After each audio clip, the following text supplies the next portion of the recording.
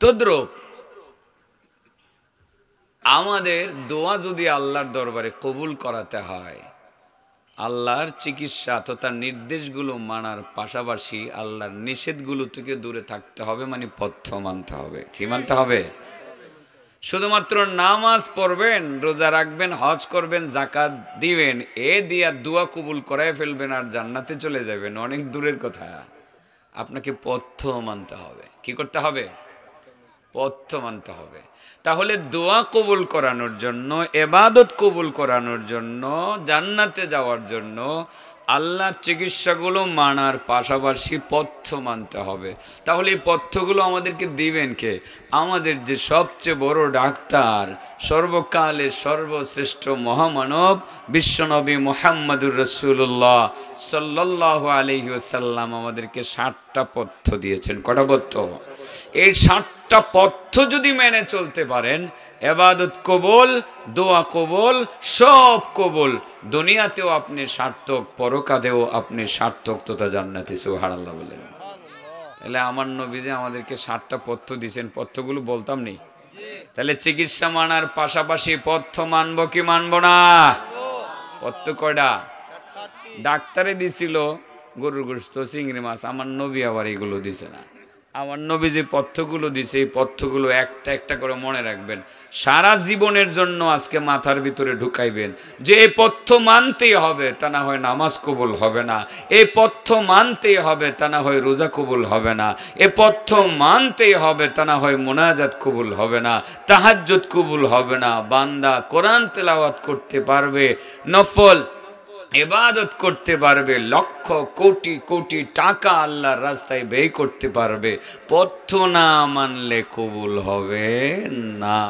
তাইলে আমাদের দোয়া কবুল হয় না, আসিয়ার দোয়া কবুল হয়েছে। কারণ কি? আসিয়া চিকিৎসাও মানছিল, পথ্যও মানছিল।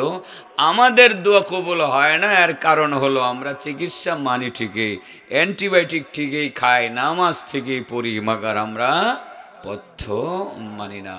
আমার নবী আমাদেরকে কয়টা পথ্য দিয়েছেন? ও পথ্যগুলো বলতাম নি? বললে শরীরে আগুন লাগতো না তো? আগুন লাগলে লাগবো। এবাদত কবুল করাইতে হলে পথ্য মানতেই হবে। ঠিক না বেঠিক? পথ্য মানতেই হবে।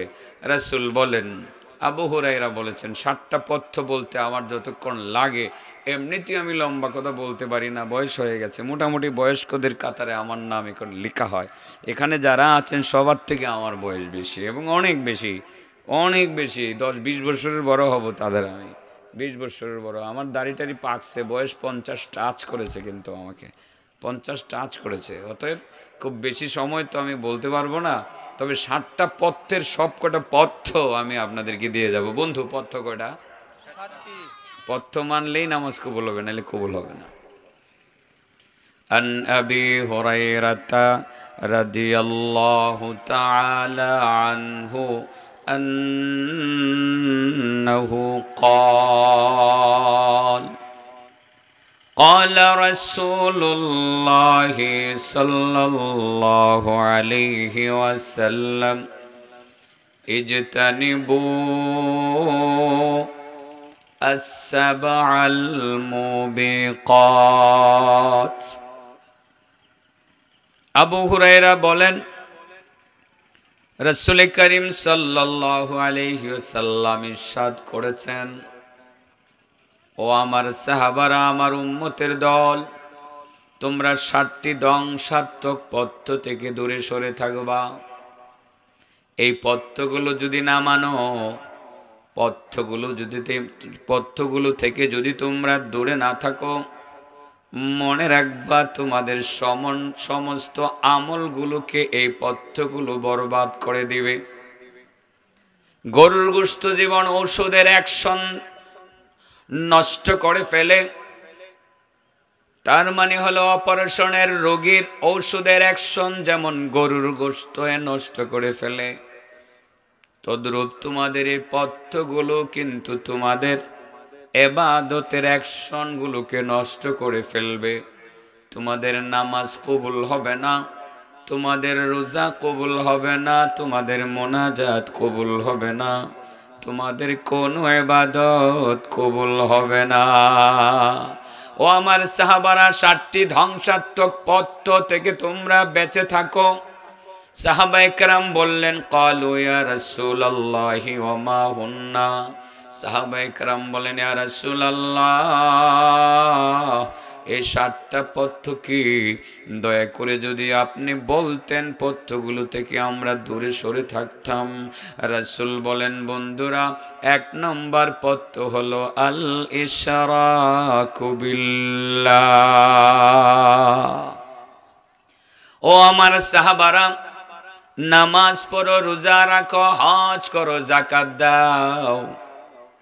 যদি নামাজকে কবুল করাতে হয়, রোজাকে যদি কবুল করাতে হয়, তোমাদের ঈমানকে যদি সুস্থ করতে হয়, তোমাদের দোয়াকে যদি কবুল করাতে হয়, তোমরা কিন্তু শিরিকের ধারে কাছেও যাইবা না।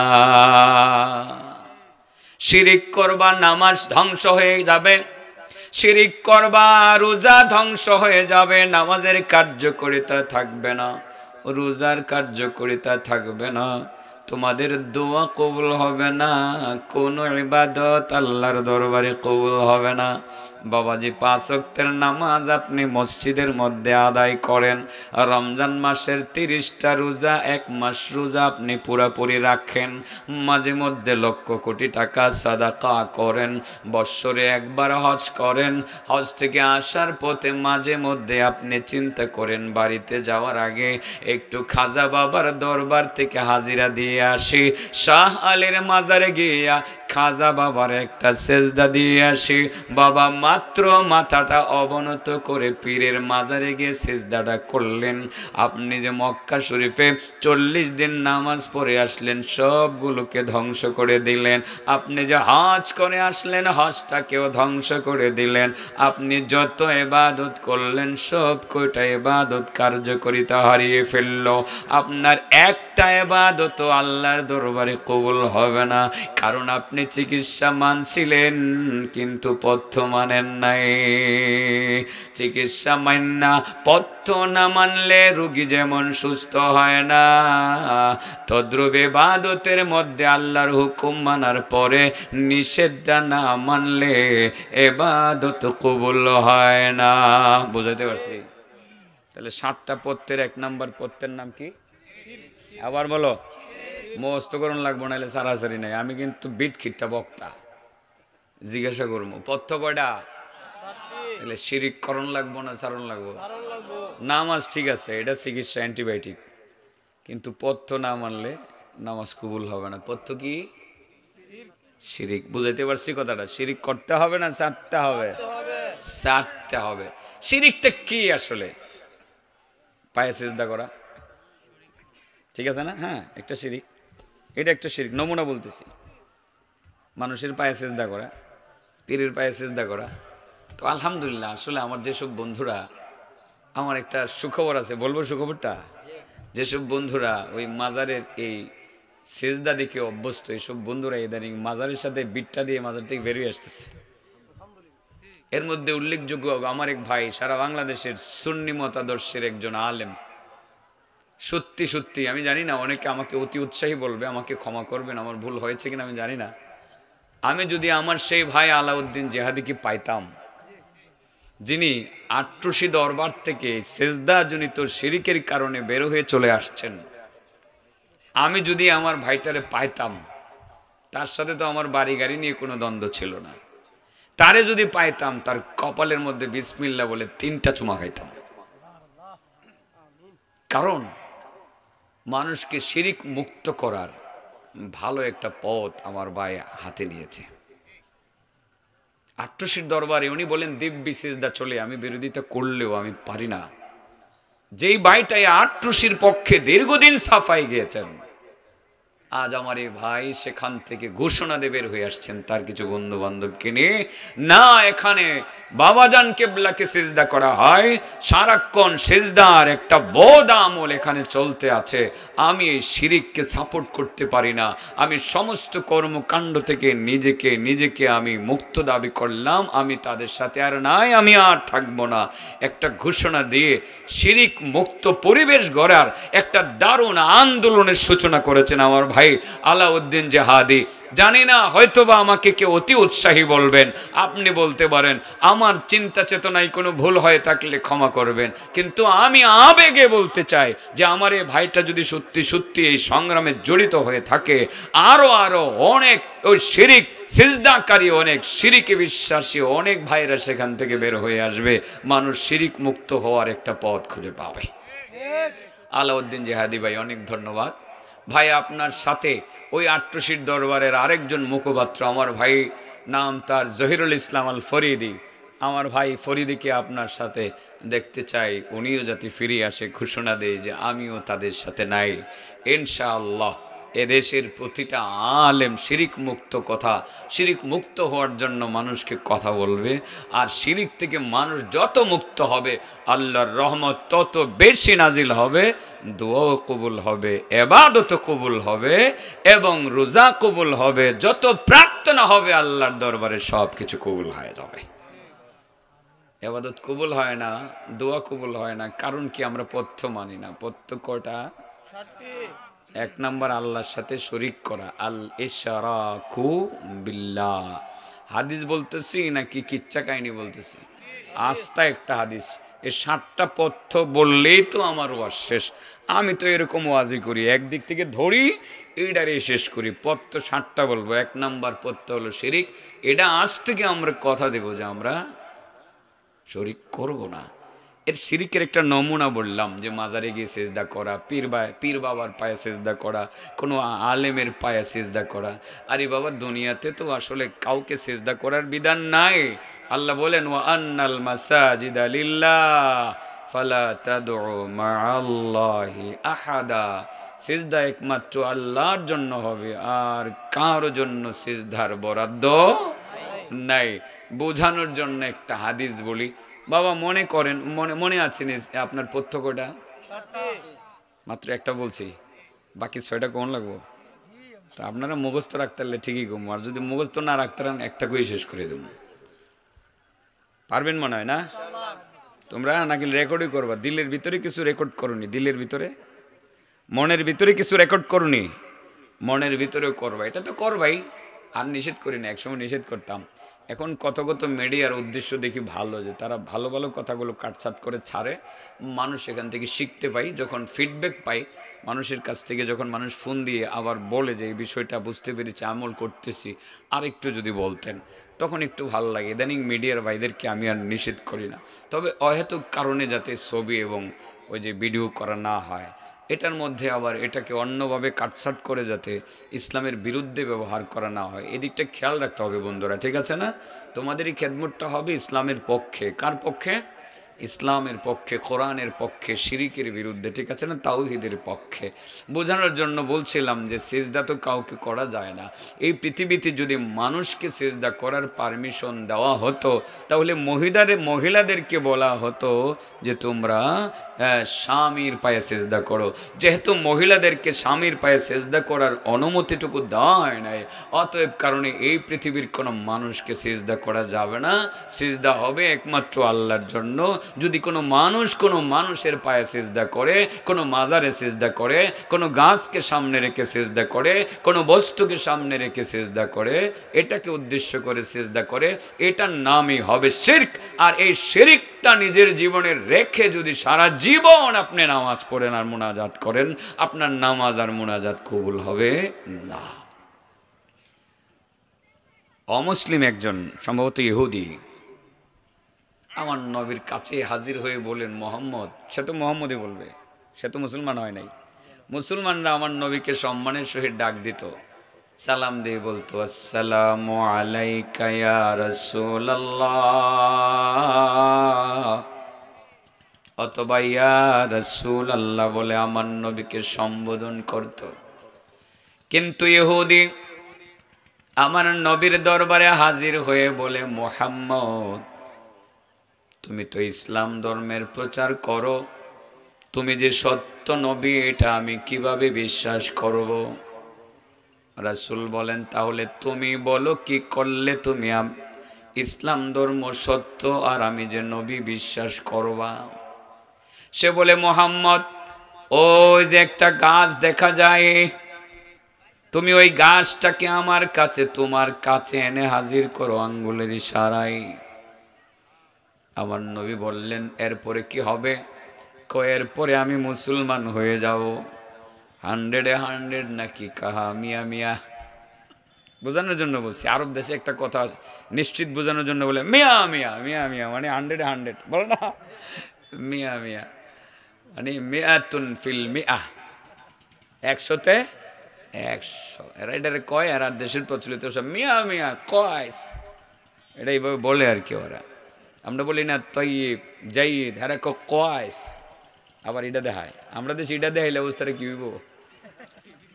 হ্যাঁ, বুড়া আঙ্গুল দেখাইছে রে, হুজুর এত খারাপ হয়ে গেল। কিন্তু এই দেশে এটা দেখাইলে ভালো, কয়েস। যদি বলে ভালো, বলো কয়েস।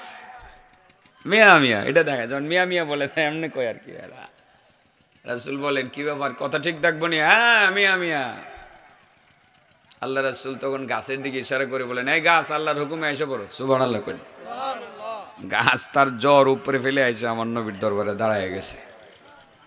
এটা আমার নবীর মুজিজা, এটা আমার নবীর মুজিজা। এবার তো ইহুদি বা কাফের, সে দেখলো গাছ তো আইসেই গেল, এটা কি জাদু টাদু নাকি আল্লাহ জানে। আচ্ছা মোহাম্মদ বুঝলাম তো, বলছিলাম মুসলমান হমো তো, আরেকটা কাজ আমার দেখা দাও, তুমি গাছটারে আবার জাগাত পৌঁছাই দাও তো দেখি। রাসূল বলেন পৌঁছাই দিলে আমি মুসলমান হয়ে যাব। মুসলমান হয়ে যাইবা, ঠিক থাকবো নি? কাহা মিয়া মিয়া, কি মিয়া মিয়া। আল্লাহ রাসূল বলেন এই গাছ যাও, আল্লাহর হুকুমে তোমার জায়গায় চলে যাও। গাছ আল্লাহর হুকুমে জায়গায় চলে গেছে। আরে মিয়া সুবহানাল্লাহ বলেন না কেন?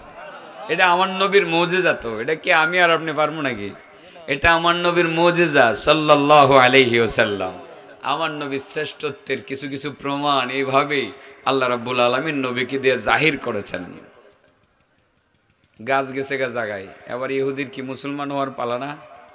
আল্লাহ রাসূলকে কি খবর? কহা খবর ঠিক আছে, আমার আর বুঝতে বাকি নাই, আমি মুসলমান হতে চাই। পরে নিতে চাইলা ইলাহা ইল্লাল্লাহু মুহাম্মাদুর রাসূলুল্লাহ।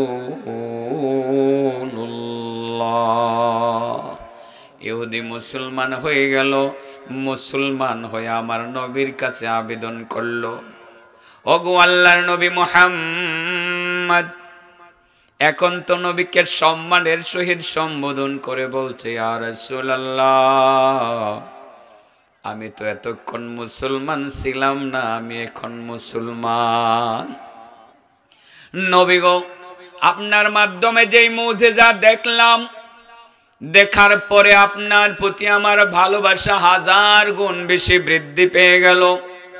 নবী গো, আমি আপনারে বড় মহব্বত করি, আপনি যদি একটু অনুমতি দিতেন আমি আপনার একটু সিজদা করতাম। আমার নবী কই, সর্বনাশ বন্ধু, এই কথা দ্বিতীয়বার আর তুমি উল্লেখ করবা না। এই দুনিয়াতে কাউকে সিজদা করার বিধান নাই, সিজদা হবে শুধু আল্লাহকে। আল্লাহ ছাড়া অন্য কাউকে সিজদা করা হলো শিরক। আমি নবীকেও সিজদা করা যাবে না, দুনিয়ার কোনো মানুষকে সিজদা করা যাবে না। সিজদা করতে হবে একমাত্র আল্লাহকে, শুধু আল্লাহর কাছে মাথা নত করা যাবে, দুনিয়ার আর কোনো মানুষের কাছে মাথা নত করা যাবে না। বন্ধু মনে রাখবা, এই দুনিয়াতে যদি কোনো মানুষকে সিজদা করার অনুমতি দেওয়া হতো, তাহলে মহিলাদেরকে তার স্বামীর পায়ে সিজদা করার জন্য অনুমতি দেওয়া হইতো। যেহেতু মহিলাদেরকে স্বামীর পায়ে সিজদা করার অনুমতি দেওয়া হয় নাই, অতএব কারণে এই দুনিয়ার কোনো মানুষকে সিজদা করা যাবে না। ডাইরেক্ট মানুষকে সিজদা করার নাম হইল শিরক। বুঝাইতে পারছি কথাটা? তাইলে এই পায়ে সিজদা করা, পীরের পায়ে সিজদা করা, হুজুরের পায়ে সিজদা করা, মাজারে গিয়ে সিজদা করা, এটা হলো শিরক। আর এই শিরকটাও যদি করতে থাকেন, সেই পথ যদি আপনি না মানেন, ইবাদত করতে পারবেন, নামাজ পড়তে পারবেন, রোজা রাখতে পারবেন, হজ করতে পারবেন, যাকাত দিতে পারবেন, আপনি হাজার কোটি টাকা সাদাকা করতে পারবেন, কিন্তু মনে রাখবেন আপনার ইবাদত কবুল হবে না। কারণ আপনি চিকিৎসা মেনেছেন, কথা সত্য, কিন্তু পথ্য মানেন নাই। এক নাম্বার পথ্যের নাম কি? শিরিক। মন থাকবো নি? তাইলে কি সিজদা করে শিরিক? না কোনো মাজারে গিয়া বাবা গো, ও খাজা বাবা, সারা দুনিয়ায় ঘুরে আসছি, কোথাও কোনো কিছু পাইছি না। খাজা বাবার দরবারে কেউ ফিরে না খালি হাতে গো বাবা, তোমার দরবার থেকে আমি খালি হাতে ফিরতে চাই না। বাবা আমার একটা ছেলে দাও, একটা ছেলে দিয়ে দাও। এটার নাম শিরিক। চাইবো কার কাছে? দুনিয়ার কোনো বাবার ক্ষমতা আছে? মাজারে উরুস হয়, উরুসের মধ্যে গিয়ে সমানে বাবার কাছে উরুস।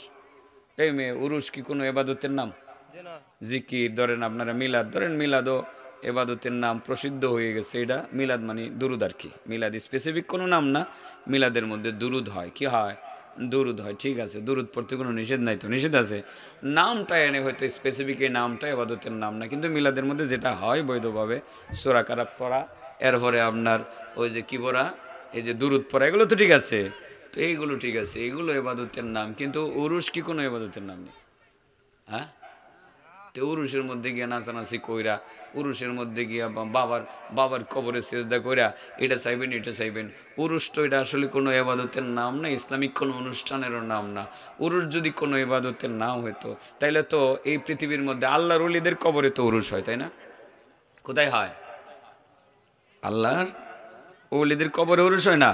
তো আচ্ছা বলেন তো দেখি, আমি আপনাদেরকে বলি যে এই পৃথিবীর মধ্যে আমার নবীর থেকে বড় কোনো আল্লাহর ওলি জন্মাইছে?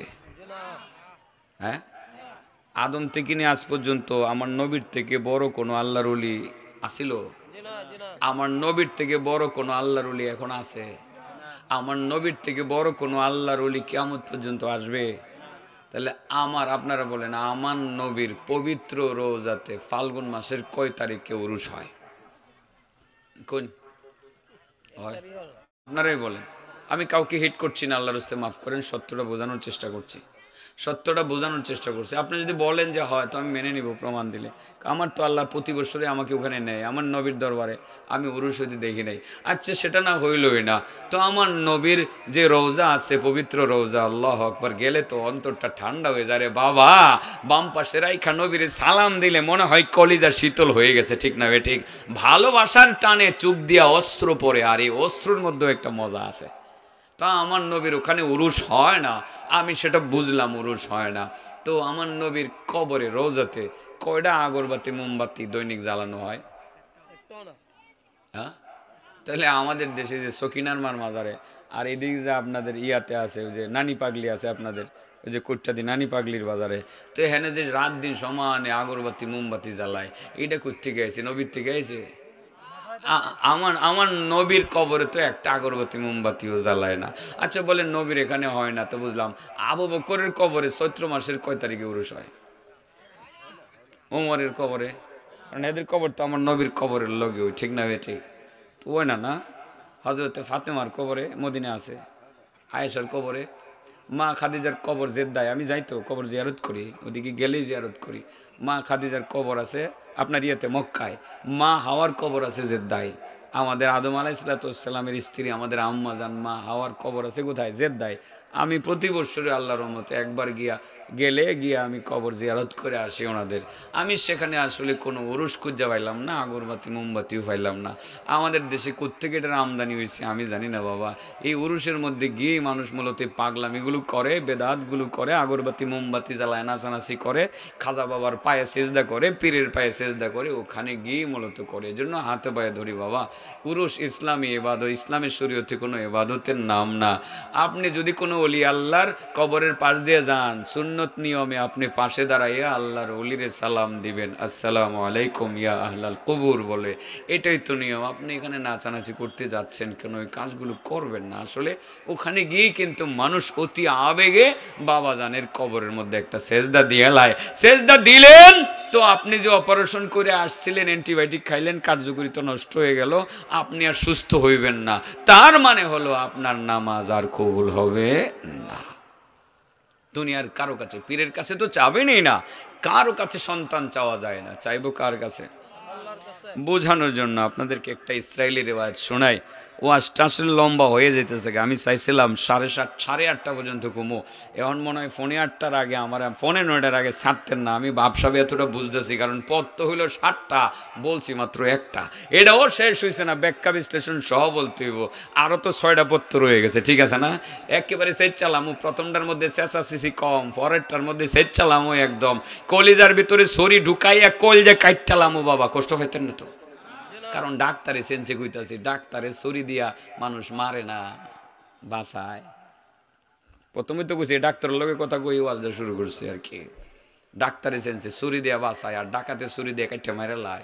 আর ডাক্তারে কি করে? অপারেশন করে বাঁচায়। ছুরিগুলো ঢুকবো একেবারে কলিজার ভিতরে, ভিন্দা এলাম ইনশাল্লাহ, কাইটা বাইর করে এলাম একেবারে সব বাইর করে, পরে সেলাই করে অ্যান্টিবায়োটিকটা দিয়ে দিব, ভিটামিন দিয়ে দিব, ভালোই যাবেন ইনশাল্লাহ, ভালোই যাবে।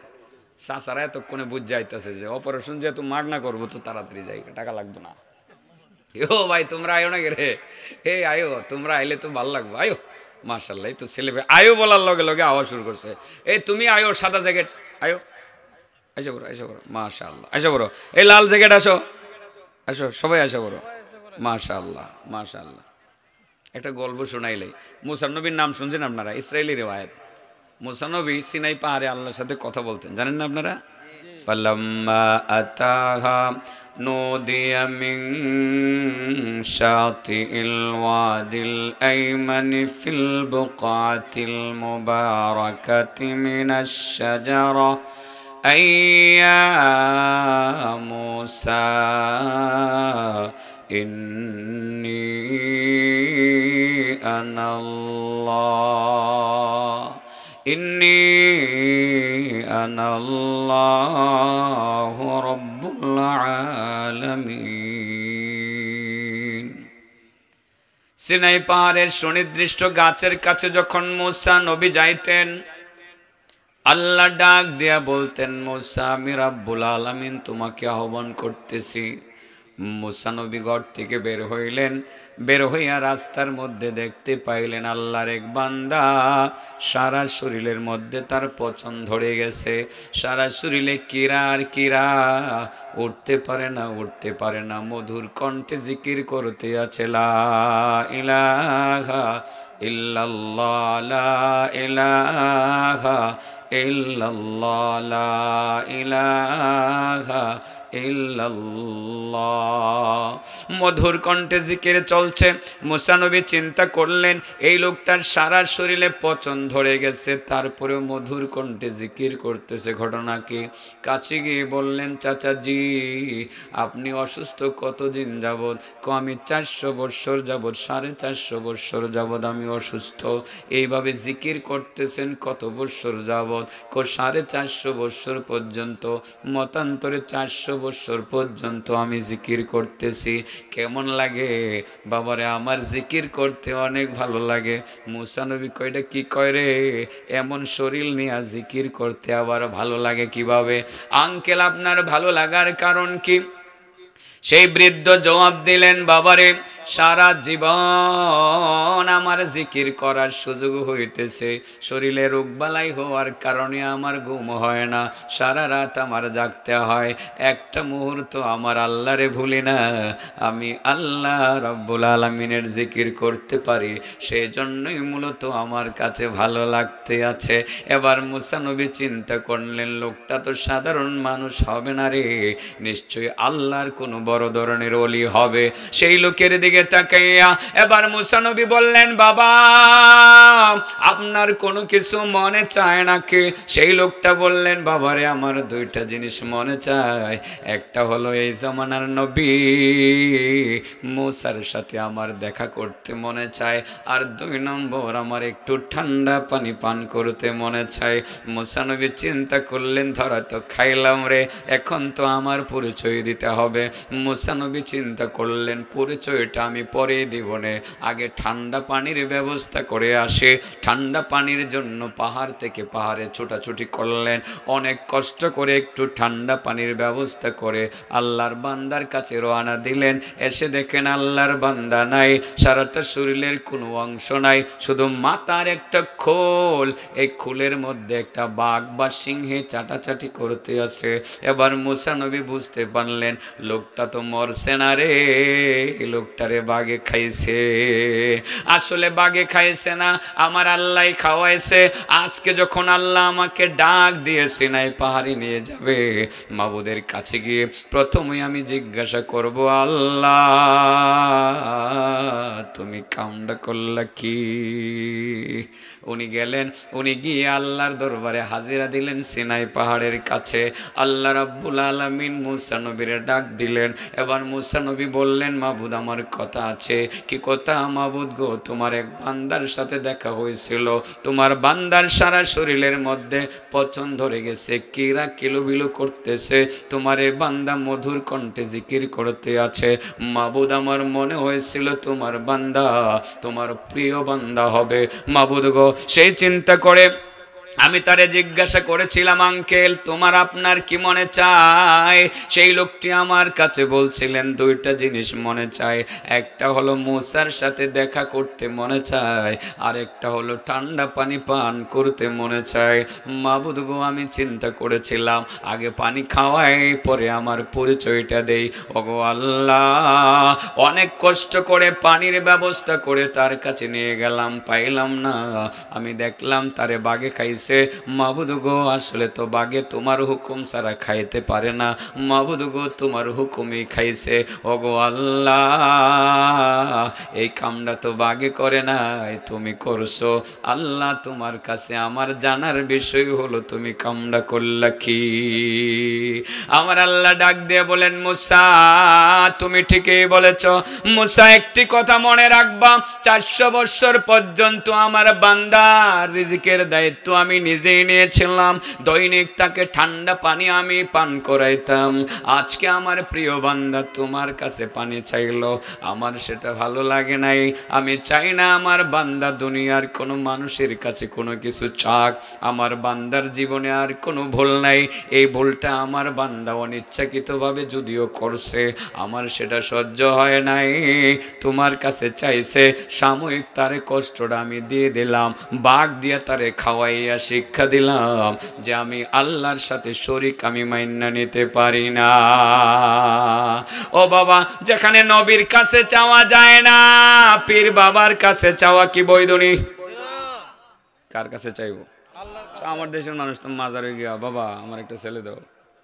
আমার যখন ছেলে মেয়ে হয় না, পরে আমার 2-1 ভক্তই আমার এরা ধরছে, হুজুর চলেন একটু ফরিদপুর থেকে গেলে, হুজুর আপনি বিশ্বাস করেন না, না করেন, ইনশাল্লাহ হুজুর কাম হয়ে যাবো।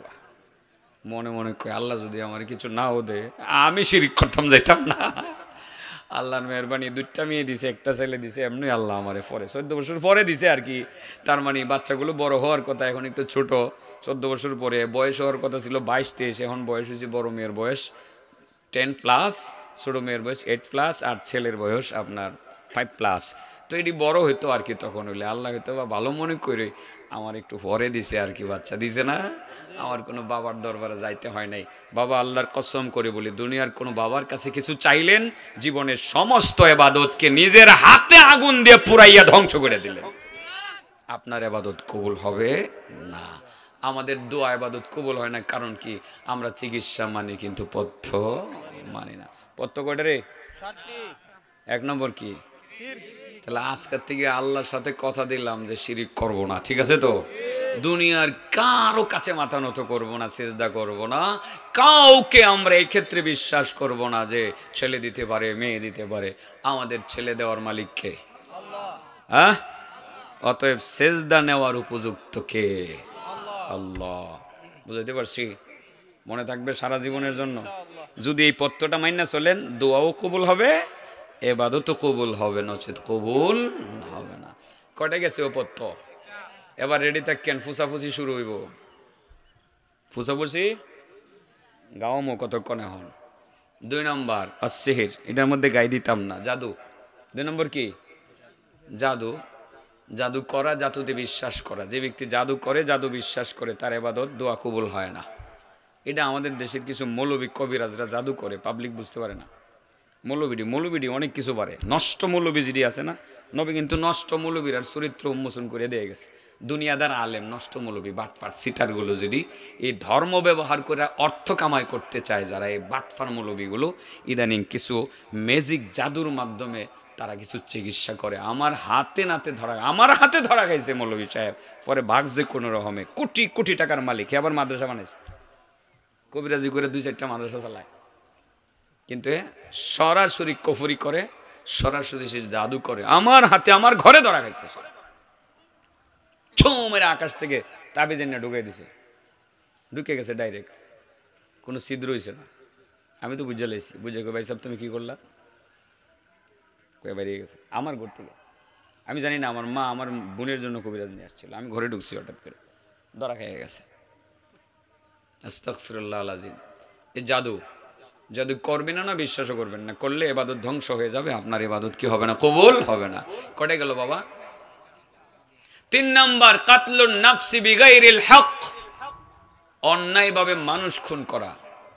নামাজ চালাইতেছেন বাবা, রোজাও রাখতেছেন, নামাজ শেষ করে যে হাত উঠাইছেন, ও আসমানের দিকে যে হাত উঠাইছেন, হাত আর নামে নাও বাবা, খালি মুনাজাত আর মুনাজাত। কিন্তু নেতৃত্ব ধরে রাখার জন্য বা পাওয়ার জন্য 2-4টা খুন করা তো আপনার জন্য মামুলি ব্যাপার। এই সাইরায় পরে দেখ মনে, অন্যায়ভাবে মানুষ খুন করলেন, নামাজও পড়লেন, আপনার নামাজ কি হবে না, কবুল হবে না। 4 নম্বর, এন থেকে আমার চুরি শুরু হইব। আকলুর রিবা, কি খাওয়া? এটা মনে হয় আপনাদের এই অঞ্চলে খুব একটা বেশি নাই। হুজুর আছে? ও বেশি আছে না? আমি তো বুঝেই কইতাছি যে চুরি ঢুকাই দেবো। আরে এই কারণেই তো আমাদের ইবাদত কবুল হইতেছে না মিয়া সাহেব। আজকে সমাজের রন্ধ্রে রন্ধ্রে সুদের ব্যবসা ঢুকছে, যেই কারণে ইবাদত কবুল হয় না। আরে বাস্তব কথা তো, আমাদের দোয়া কবুল হয় না, কারণ কি? পথ্য মানি না তো। এই যে পথ্য, ডাক্তারে কইছে 1 সপ্তাহ গরুর গোশত খাওয়ান যাইতো না, অপারেশন হয়েছে মাত্র, আয়ে আপনি 2 কেজি গরুর গোশত খাই লাইছেন, আপনার গা শুকাইব? জীবনে শুকাইব? তো আল্লাহ কইছে নামাজ পড়ো, সুদ খাইও না। সুদ খাইলে তোমার নামাজ ইবাদত কি হবে না, কবুল হবে না। সুদখোরের শাস্তি নিয়ে আমি তো মনে 2-4 দিন আগে আপনাদের আদর্শ পাড়া মাদ্রাসার মাহফিল আমি বলছিলাম, সুদখোরের শাস্তি সম্পর্কে একটু ধারণা আমি সেদিন দিছিলাম। কঠিন শাস্তি হবে সুদখোরের এগেনিস্টে। মরার পরে আলমে বরজক থেকে তাকে একটা পুকুরের মধ্যে ফেলে দেওয়া হবে, যে পুকুরের পানিগুলো হবে রক্তের মতো লাল, বরফের মতো ঠান্ডা। এই পুকুরের মধ্যে তাকে নিক্ষেপ করে দেওয়া হবে, সাঁতরাইতে থাকবে, হাবুডুবু খাবে, হাবুডুবু খাবে, পেট ফুলে যাবে। সে নিজেকে রক্ষা করার জন্য পুকুরের পাড়ে যখন ভিড়তে চাবে, ওখানে দাঁড়ানো থাকবে আল্লাহর এক বান্দা, হাতের মধ্যে পাথর নিয়ে এমন ভাবে আঘাত করবে, আবার পুকুরের মাঝে চলে আসবে। আবার যখন বাম দিক থেকে উঠতে চাবে, ওখানে দাঁড়ানো এক ব্যক্তি পাথর দ্বারা আক্রমণ করলে আবার পুকুরের মাঝে চলে আসবে। আবার যখন সামনের দিক থেকে এটা উঠতে চাবে, ওখানে দাঁড়ানো এক ব্যক্তি পাথর দ্বারা আক্রমণ করলে পুকুরের মাঝে চলে আসবে। আবার যখন পিছনের দিক থেকে উঠতে চাবে, ওখানে দাঁড়ানো এক ব্যক্তি পাথর দ্বারা আক্রমণ করলে পুকুরের মাঝে চলে আসবে। এই সুদখোরের বিরুদ্ধে এই শাস্তি কিয়ামত পর্যন্ত টানা টানা চলতে থাকবে।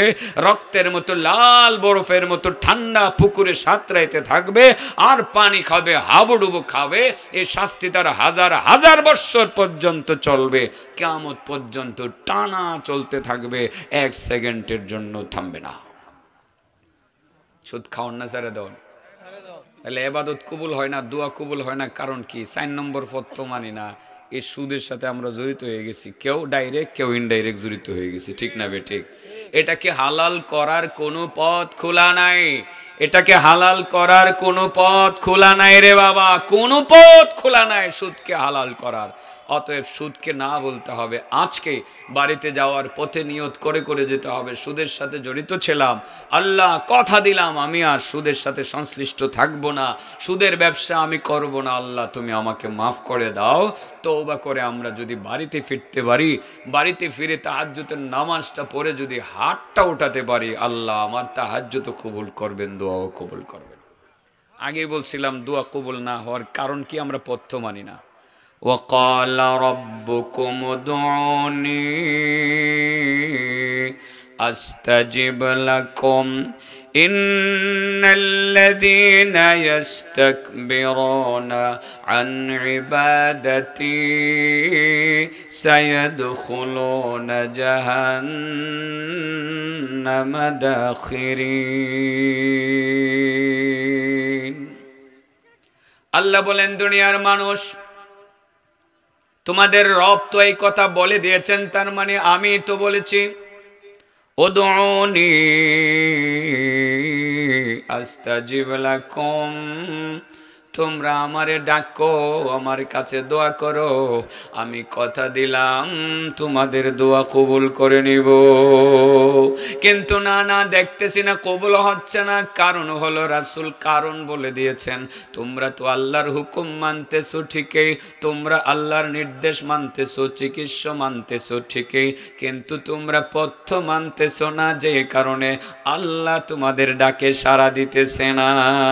এই যে তা নিব আসসাবাল মুবিকাত, আল্লাহর নবী বলেন 7টি ধ্বংসাত্মক সেই পথ্য থেকে তোমরা বেঁচে থাকো। এর মধ্যে একটা হলো আশশিরকু বিল্লাহ, তোমরা শিরিক করিও না, শিরিক না করলে তোমাদের ইবাদত কবুল হবে। 2 নম্বরে জাদু করিও না, জাদুতে বিশ্বাস করিও না, ইবাদত কবুল হবে, দোয়া কবুল হবে। 3 নম্বর হলো মানুষ তোমরা খুন করিও না, ইবাদত কবুল হবে, দোয়া কবুল হবে। 4 নম্বরে হলো তোমরা সুদ খাইও না, ইবাদত কবুল হবে, দোয়া কবুল হবে। আর সুদ খাইলে তোমার ইবাদত কবুল হবে না, দোয়াও কবুল হবে না। তুমি একটু একটু সুদ খাও, আবার 5 ওয়াক্তের নামাজ মসজিদে গিয়ে তুমি জামাতের সহিত আদায় করো, তুমি মসজিদের সভাপতি, তুমি মসজিদের সেক্রেটারি, ইমাম সাহেবের বেতনের ব্যবস্থা করো, মুয়াজ্জিন সাহেবের বেতনের ব্যবস্থা করো। তুমি সুদের উপরে টাকা লাগাইয়া আজ তুমি কোটিপতি হয়ে গেছো, নিজে একা একটা মসজিদ বানাইছো, পাশে 2টা মাদ্রাসা বানাইছো, গ্রামে গ্রামে বিভিন্ন মাদ্রাসায় গিয়ে তুমি অনুদান দাও।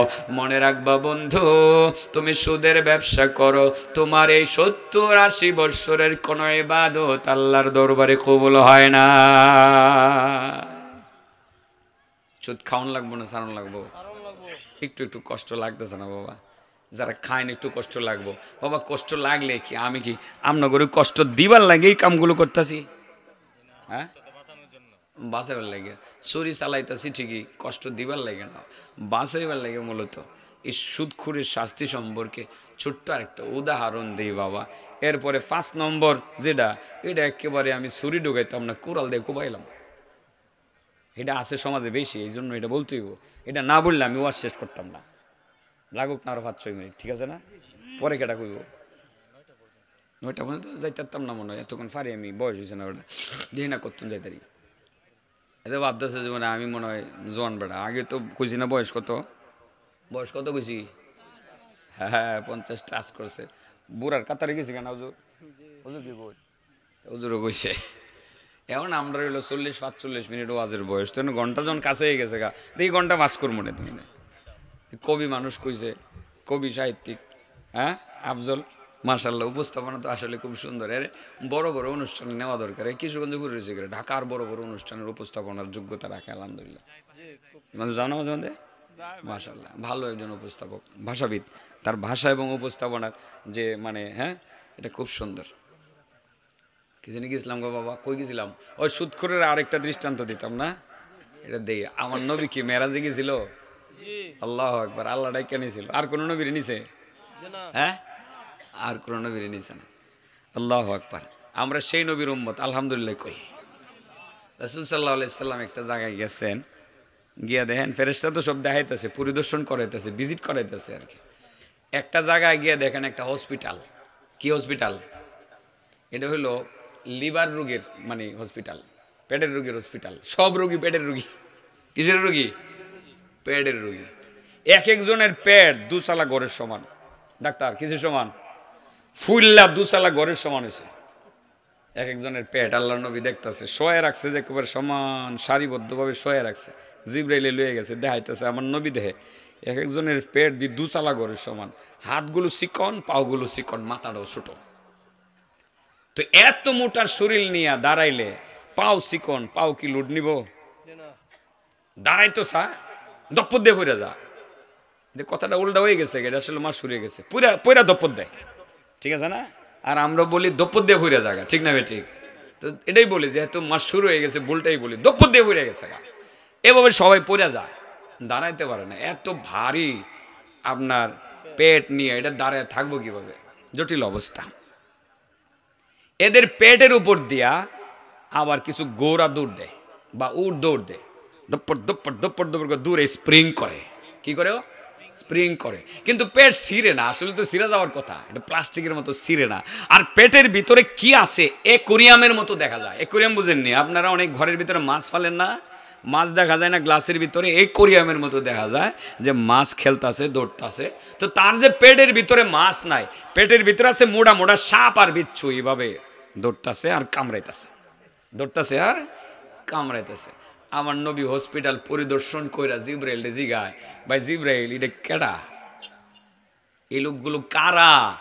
পেটের ভিতরে সাপ বিচ্ছু কিলো বিলু করতেছে, পেটটা দুসালা ঘরের সমান হয়ে গেছে, অ্যাকোরিয়ামের মতো দেখা যায়। ভাই জিব্রাইল এই লোকটা কেডা? লোকগুলো কারা? তাদের পরিচয় দিয়ে দাও। জিব্রাইল বললেন, ইয়া রাসূলুল্লাহ, ইয়া হাবিবাল্লাহ, এই লোকগুলো তো আপনারই উম্মত। আপনার উম্মতের মধ্যে যে সমস্ত উম্মতেরা সুদ খাইয়া মৃত্যুবরণ করবে তাদের অবস্থাটা এরকম হবে। কোন কোন সুদখুরকে পুকুরের মধ্যে ফেলে দেওয়া হবে, রক্তের মতো লাল, বরফের মতো ঠান্ডা খাইয়া তাদের পেট ফুলে যাবে। পুকুরের এই পার থেকে ওই পার থেকে কোনো পার থেকে সে উঠতে পারবে না।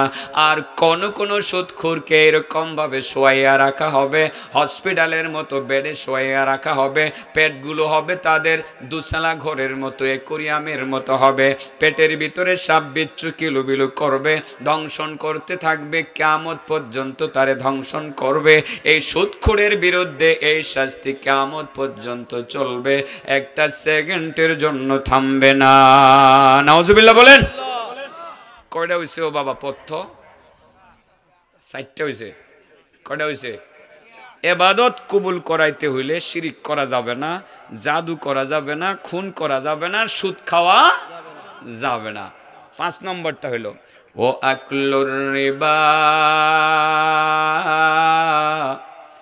ও আকলু মালিল ইয়াতীম।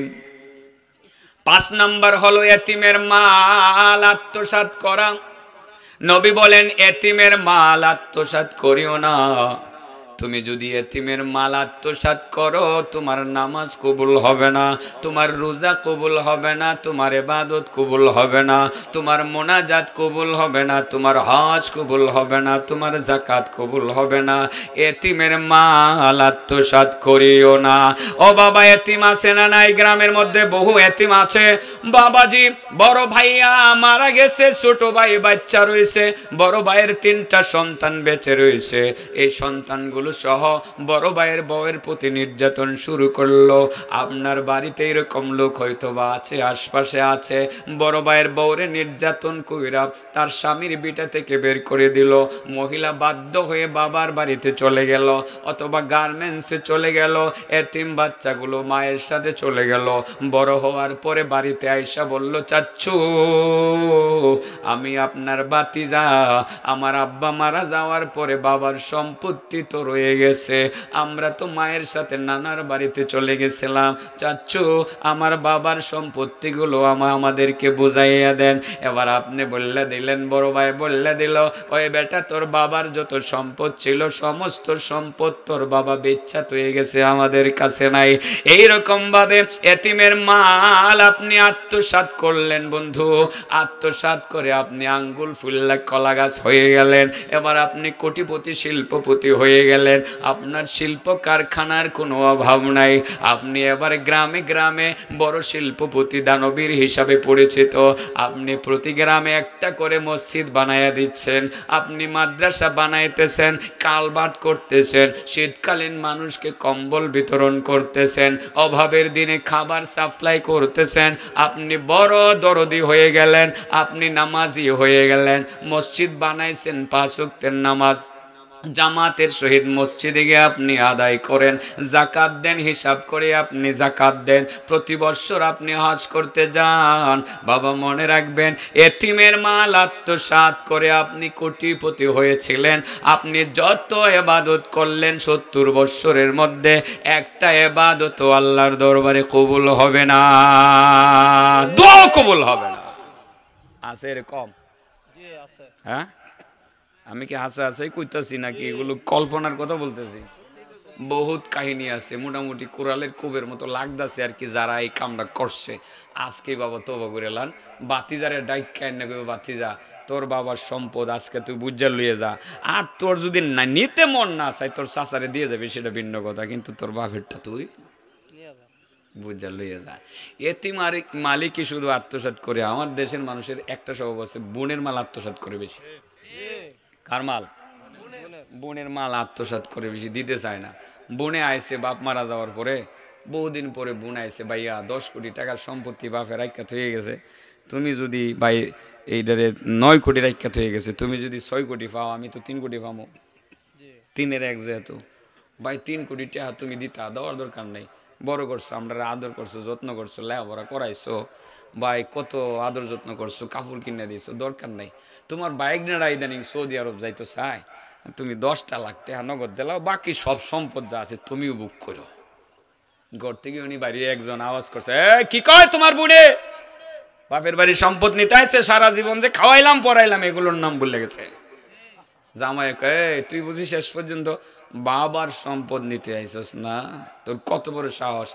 আর কোনোদিন এই সীমানার মধ্যে ফা দিবে না, তোর হাড্ডি গুঁড়ো করে আছে মনে কিছু কিছু না আছে। সুখের বাণী ফালায় বুনে আর কান্দে। আজকে যদি বাপ থাকতো, বাপের বিটা থেকে আমার এইভাবে বিতাড়িত করতে পারতো না। মা যদি থাকতো, এমন একটা কথা আমাকে শুনতে হতো না, ভাই তুমি তোমার বউ বাচ্চা নিয়ে সুখে থাকো, আমি গেলাম, আমি আর কোনোদিন আসবো না। বন্ধু, বন্ধু মনে রাখবা, তোমার বোনটাকে তুমি বঞ্চিত করলা, তার হক থেকে তুমি বঞ্চিত করলা, বোনটাকে তার সাথে সম্পর্ক ছিন্ন করলা, মনে রাখবা ইবাদত তো কবুল হবে না, আর জান্নাতের ধারে কাছেও তুমি যাইতে পারবা না। রাসূল বলেছেন, লা ইয়াদখুলুল জান্নাতা কাতি'। যারা না আজকে চিকিৎসা করে নেবেন, ঠিক আছে না, তওবা করে নেবেন, তওবাটাই তো বড় চিকিৎসা, ঠিক আছে না? কটে গেছে ও পথ্য, কটে গেছে ওটা, ডাক্তার সাহেব 5টা গেছে। আমাদের দোয়া কবুল হয় না, কারণ কি? আমরা চিকিৎসা মানি কি মানি না? পথ্য মানি না। ডাক্তারে ওষুধ দিয়ে দিছে, পথ্য দিছে, পথ্য না মানলে ওষুধে কাম করতো না। তদ্রুপ আল্লাহ আমাদেরকে চিকিৎসা দিছে হুকুম মানার জন্য, আর আমার নবী কি দিছে? পথ্য দিছে আল্লাহর হুকুমে। সেই ক্ষেত্রে যদি আমরা পথ্য না মানি, আমাদের ইবাদত কি হবে না? কবুল হবে না, দোয়াও কবুল হবে না। আল্লাহ রাসূল বলেন 7টি ধ্বংসাত্মক পথ্য থেকে তোমরা বেঁচে থাকো। 1 নম্বর হলো আল ইশরাকু বিল্লাহ, আল্লাহর সাথে শরীক করবা না। 2 নম্বর সিহর, জাদু করবা না। 3 নম্বর কাতলুন নাফস বিগাইরিল হক, অন্যায়ভাবে মানুষ খুন করবা না। 4 নম্বরে সুদ খাইবা না। 5 নম্বরে এতিমের মাল আত্মসাৎ করবা না। ঠিক আছে না? আরেকটা হলো, এটা কইলে তো এখন অসুবিধা হইলে কি কোন লাগতো না? লড়াইয়ের ময়দান থেকে পালায়ন করা। যুদ্ধ শুরু হয়ে গেছে, ন্যায় অন্যায়ের বিরুদ্ধে, ন্যায় অন্যায়ের মধ্যে যুদ্ধ শুরু হয়ে গেছে। আপনি ন্যায়ের পক্ষে ছিলেন, কিন্তু পলায় পড়ছেন, থাকতো চাচা আপনার জান বাঁচা, জিহাদের মাঠে চলে গেলেন অথবা যান নাই, দৌড়। সত্য কথা বললে যে হাতে গেলে ধরা খাম, থাক চাচা আপনা যান বাঁচা। রাসূল কয় তোমার ইবাদত কবুল হইতো না, তুমি তো মুনাফিক। জিহাদের ডাক আসলে মাঠে যাওয়া লাগবে কিনা? অন্যায়ের বিরুদ্ধে যখন আমরা মাঠে নামবো আর পিছপা হব না। অন্যায়ের বিরুদ্ধে মরণ পর্যন্ত সংগ্রাম চালিয়ে যেতে হবে। পার্থিব স্বার্থে নিজেকে বাঁচানোর উদ্দেশ্যে যারা ফিরে আসবে তারা আমার আল্লাহর পথ্য মানল না, বাড়িতে আইসা তাহাজ্জুদে দাঁড়ায় গেল, আল্লাহ রাসূল কই কবুল হইতো না। ভাগ্যে আইছো, কেমনে আইছো? ভাগ্যে আইছো। সত্যের পক্ষে আমরণ অটল অবিচল থাকতে হবে। কটা গেছে বাবা? 7 নম্বর, কাজফুল মুহসানাতিল মুমিনাতিল গাফিলাত। নিরীহ অবলা মুমিন নারীদের প্রতি অপবাদ রটানো, এটা মারাত্মক অপরাধ। সমাজে কিন্তু নিরীহ ফ্যামিলি বা মেয়েদের প্রতি অপবাদ বেশি দেওয়া হয়। সে কিন্তু কিছুই করে নাই, জোর করে গিয়ে তার এই ধনির পোলায় গিয়ে দর্শন করছে, শেষ পর্যন্ত দুঃসব সাফাই দিছে এই মহিলার উপরে। এই মহিলার এনে মাটির নিচে গায়রা ফিডায় ধনির ফুতে বাচ্চা গেছে গা। ওটা টাকা আছে, কি আছে? টাকা আছে। কত মামলা হইতেছে আমাদের এই দেশে, ধর্ষণের মামলা। হাজার হাজার কোটি কোটি টাকার মালিক, এর বিরুদ্ধে ধর্ষণের মামলা হয়েছে, শেষ পর্যন্ত বাইরে এসে পড়ছে। এই গরিব মেয়েটারে ফুসলাইয়া নিয়ে আকাম করছে, আকাম কইরা শেষ পর্যন্ত সব দোষ তার উপরে চাপাই দিয়া তারে জেলে ঢুকাইছে। কিন্তু কোটিপতির ছেলে টাকার প্রভাবে সেখান থেকে নিজেরে বাঁচায় নিছে। যারা মূলত অবলা নিরীহ মমিন নরনারীদের প্রতি যারা অপবাদ রটায়, তাদের এবাদত আল্লাহর দরবারে কি হয় না? কবুল হয় না। এবার বলেন আমাদের দোয়া কবুল হয় না কারণ কি? আমরা চিকিৎসা মানি কিন্তু পথ্য মানি না। আজ থেকে পথ্য মানব, আমরা শিরিক করব না, জাদু করব না, মানুষ খুন করব না, আমরা সুদ খাবো না, এতিমের মাল আত্মসাৎ আমরা করব না, লড়াইয়ের ময়দানে ঝাঁপিয়ে পড়লে পালায়ন করব না, মানুষের উপরে অপবাদ দেব না। এই 7টি পথ্য থেকে যদি নিজেদেরকে রক্ষা করতে পারি, আল্লাহ আমাদের দোয়া কবুল করবেন, আমাদের মুনাজাত কবুল করবেন, ইবাদত কবুল করবেন। মোটামুটি মনে হয় বুঝে ফেলেছেন। আল্লাহ আমাদেরকে বুঝে শুনে আমল করার তৌফিক দান করুক। অনেক কবিরাজ নিজের শরীরের জিন হাজির করে, এটা কি সম্ভব? ইসলামেতে কি বলে? জিন হাজির করা যেতে পারে, কিন্তু এটার ক্ষেত্রে এটার আড়ালে অনেক ভণ্ডামিও আছে, একটু খেয়াল করবেন। বিজ্ঞ কোনো আলেম কোনো বিশ্বস্ত ব্যক্তি যদি জিনকে ডাকে হাজির করতে পারে, কিন্তু এটার দ্বারা এটার অপব্যবহার করে অনেক পাপাচার করা হয়। তো কারণে আমি নিরুৎসাহিত করছি, ঠিক আছে ভাই? এটা করা যেতে পারে। তুলা রাশি বলতে কি মানে কি কিছু আছে, এই জিনিসটা সম্পর্কে আমার ধারণা নাই, অতএব এই বিষয়টা আমি বলতে পারবো না। এটা আমি শুনেছি। তবে জিনকে হাজির করা সম্ভব, কিন্তু এই সম্ভাবনাকে কাজে লাগিয়ে অনেকে এখানে বাটফারি সিটারি করে, 2 নম্বরই করে, মানুষের কাছ থেকে অনেক অর্থ হাতায় নেয়। জিনে এটা কইছে এটা কইছে। একটা কথা মনে রাখবেন, জিনে কিন্তু মানুষের চেয়ে বেশি মিথ্যা কথা বলে। জিন মানুষের চেয়ে বেশি মিথ্যা কথা বলে। এটা দ্বারা সহজ সরল মনা মানুষকে অনেক সময় প্রতারণার ফাঁদে ফেলে দেওয়া হয়। আপনারা যাবেন না। বিজ্ঞ বিশ্বস্ত কোনো আলেম যদি কোনো চিকিৎসা করে, এই ক্ষেত্রে কবিরাজি তার শরণাপন্ন হতে পারেন। সেটা যদি কোরআন হাদিসের ভিত্তিতে সেটা তিনি করেন, সেটা হলো তিব আর রুকা আমরা যেটাকে বলি, এটার ভিত্তিতে রুকিয়া যেটাকে বলি আমরা, এটার ভিত্তিতে যদি করেন তো আপনারা সেই চিকিৎসকের শরণাপন্ন হতে পারেন। আল্লাহ আমাদেরকে বোঝার তৌফিক দান করুন। ও আখির দাওয়ানা আলহামদুলিল্লাহ। তুলা রাশি বললাম যে এই বিষয়ে আমার ধারণা নাই, যেটা ধারণা নাই কমপ্লিট নেই। হ্যাঁ, টাকার বিনিময়ে রাইট। হ্যাঁ রাইট, একটা প্রশ্ন, গুরুত্বপূর্ণ বিষয়। হ্যাঁ গুরুত্বপূর্ণ বিষয় বাবা। টাকার বিনিময়ে দান নেওয়া। আপনি একজনকে 1 লক্ষ টাকা দিলেন এবং 1 লক্ষ টাকার ধান আপনি তার কাছ থেকে বৎসর শেষে নিয়ে আসলেন, টাকাটা আর আনলেন না, সেটা তো বেচাকিনি হয়ে গেল, সেটাকে আমরা বাকিতে বেচাকিনি বলি, কোনো অসুবিধা নেই। আরেকটা হলো যে 1 লক্ষ টাকা নিছেন, টাকা নিয়ে টাকাটাও ফেরত দিবেন, সাথে করে আবার 10 মণ ধান ফেরত দিবেন, ডাইরেক্ট সুদ। বুঝতে পারছি কথাটা? ডাইরেক্ট সুদ। আর যদি এরকম হয় যে 1 লক্ষ টাকা আপনি নিলেন, 1 লক্ষ টাকা আর দিতে হবে না, আপনি 120 মণের জায়গায় 130 মণ দান আপনার দিয়ে দিবেন, আমার টাকা আর লাগবে না, আপনার কাছ থেকে বাকিতে কিনছি বিদায়, দান আপনি আমাকে 130 মণ দিতে হবে, কথার কথায় ডাইরেক্ট বেচাকিনি হয়ে গেল, এটা বৈধ। কিন্তু টাকাও পাইবেন, সাথে আবার কিছু ধান পাইবেন, এটা সরাসরি সুদ। আল্লাহ আমাদেরকে বুঝে শুনে আমল করার তৌফিক দান করুন। ও আখিরু দাওয়ানা আলহামদুলিল্লাহি রাব্বিল আলামিন। আসসালামু আলাইকুম ওয়া রাহমাতুল্লাহি ওয়া বারাকাতুহু।